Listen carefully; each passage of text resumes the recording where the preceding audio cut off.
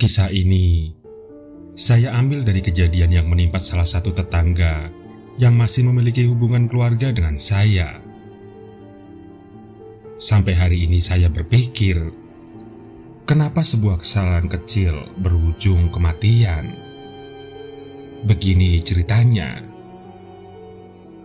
Kumandang suara adzan terdengar kencang Jumat siang itu, memanggil semua laki-laki baik yang sudah dewasa maupun yang belum balik untuk segera datang ke masjid. Beberapa pria tampak tergopoh-gopoh berlari ke arah masjid sambil menyampirkan sarungnya. Wak Majid, salah satu warga yang rumahnya cukup jauh dari masjid, terlihat menjadi salah satu bagian dari orang-orang yang buru-buru ini. Rumahnya ada di seberang area persawahan. Untuk sampai ke masjid, Wak Majid harus melalui belasan petak sawah dan sebuah sungai yang membelah desa. Ketika melalui sungai, tak sengaja Wak Majid melihat anak kecil yang asik memegang seser atau jaring kecil sambil mencelupkan setengah tubuhnya di labak atau genangan air saluran sungai. Wak Majid mengenali anak itu, lalu menyapanya. "Nak, tidak Jumatan." Anak itu menoleh sebentar. Tubuhnya berdiri tegak menghadap Wak Majid. "Tidak, Wak, masih mencari ikan lele," sahut anak itu. Wak Majid mengamati anak itu. Pandik namanya. Mungkin masih 11 tahun usianya saat itu. Anak seorang tukang kayu. "Ayo keluar dari air. Ini hari Jumat," kata Wak Majid lagi sambil melompati batu pengganti jembatan. "Iya, Wak, habis ini," sahut Pandik sambil terus asik menyisir labak. Wak Majid yang sudah terburu-buru akhirnya memilih pergi. Sebaliknya, Pandik semakin bersemangat mengeruk labak kecil yang berada di sekeliling pohon sukun itu. Siang itu, seser kecilnya berhasil mencakup 3 ekor ikan lele dan 2 ekor wader seukuran jempol orang dewasa. Pandik sudah tidak sabar membayangkan lauk yang akan disantapnya nanti. Sekitar jam 1 siang, Pandik baru pulang ke rumahnya. 2 ekor ikan wader dan 1 lele dilepasnya di ember kecil yang ada di depan rumahnya. Meski masih kecil, Pandik cukup lihai membersihkan lele dari patil dan jeroannya. Tak sampai 20 menit, lele sudah bersih dan langsung dimasak. Wati, ibu Pendik, yang baru datang dari sawah, hanya melirik kelakuan anaknya siang itu. "Jangan lupa kunir dan garam," kata Wati sambil melewati anaknya. Singkat cerita, 2 ekor lele menjadi menu makan Pandik siang itu, sampai hanya tersisa tulang belulangnya. Setelah makan, Pandik kemudian keluar lagi dan bermain dengan teman-temannya yang baru pulang Jumatan. Malam harinya, badan Pandik tiba-tiba demam. Karena menganggapnya demam biasa, Wati hanya menyuruh anaknya untuk tidur. Tapi, semakin malam panas di tubuh Pandik semakin tinggi. Tubuhnya sampai menggigil menahan panas. Wati sempat tidak terlalu peduli. Dia berpikir mungkin anaknya kelelahan karena banyak bermain siang harinya. "Makanya kalau main jangan capek-capek," kata Wati. Sekitar pukul 2 pagi, Pandik mulai mengigau. Dia memanggil-manggil nama Wati. Dengan setengah mengantuk, Wati mendatangi kamar Pandik. Dia melihat anak bungsunya itu mendelik, tapi hanya bola mata putihnya yang terlihat. Wati berteriak, lalu memegangi tubuh Pandik yang masih demam tinggi.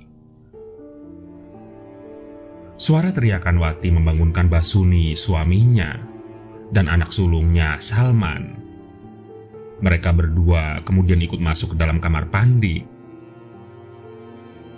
Salman yang melihat jika sakit adiknya tidak wajar lalu berinisiatif memanggil Wa Abdul, salah satu orang pintar di desa itu.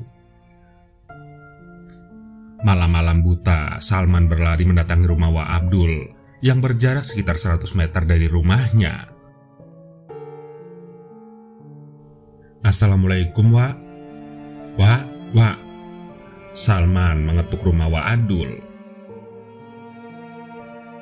Pria yang dicari di dalam rumah sepertinya belum tidur. Wa Abdul langsung keluar menemui Salman. "Ada apa, Man?" tanya Wa Abdul kepada Salman. Akhirnya Salman pun menceritakan jika adiknya mendadak demam sejak bermain di labak. Sekarang kondisinya semakin parah. Tidak menunggu lama, Wa Abdul langsung mengikat sarungnya. Dia mengikuti langkah Salman menuju rumahnya. Di rumah, Wati sudah mulai menangis. Mata Padik tidak lagi putih semua, tapi masih panas dan mengigau. Wa Abdul langsung duduk di samping Pandik. Dirabanya dada Pandik sambil membacakan doa-doa. Sekejap kemudian, Wa Abdul seperti sedang berdialog dengan seseorang. Suaranya menggumam tidak jelas. Wati masih menangis di sampingnya. Dia tiba-tiba ingat sore tadi anak bungsunya itu meminta disuapi makanan tapi malah ditolaknya.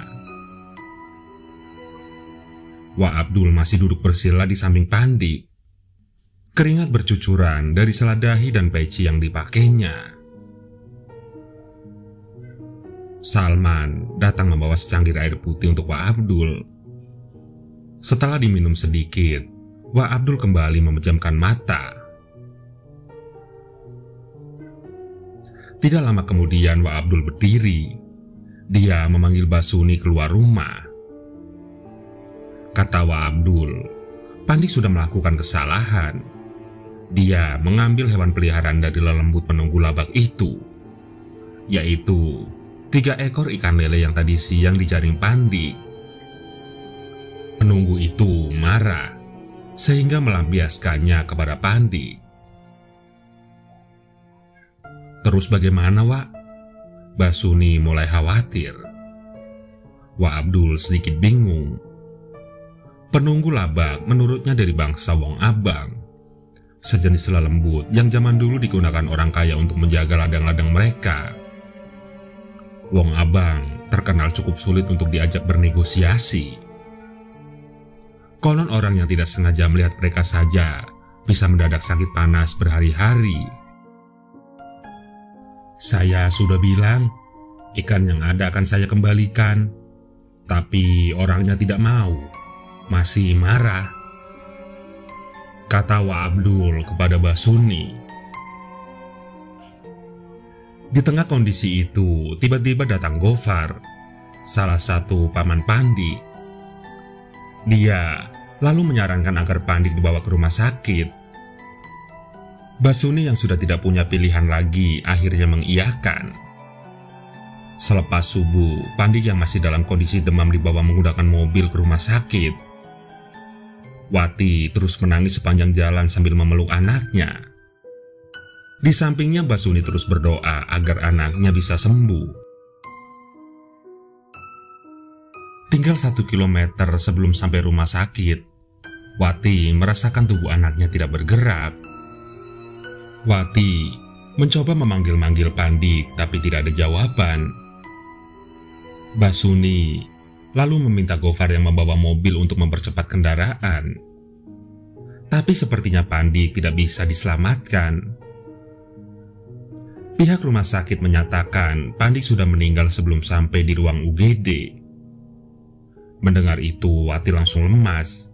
Dia pingsan di depan rumah sakit. Siang itu juga, setelah dimandikan dan disolati, Pandik dimakamkan di pemakaman keluarga. Dan kebetulan kuburannya tidak jauh dari labak tempatnya mencari ikan. Sore hari setelah semua proses pemakaman selesai, Salman seorang diri pergi ke makam adiknya. Dia membawa ember berisi 2 ikan wader dan 1 lele. Setelah berdoa dan menangis, Salman lalu datang ke Labak. Dia melepaskan semua ikan itu. Di hatinya, Salman merasakan dendam yang sangat dalam. Dia berjanji akan mencari cara untuk melakukan perhitungan dengan penjaga Labak.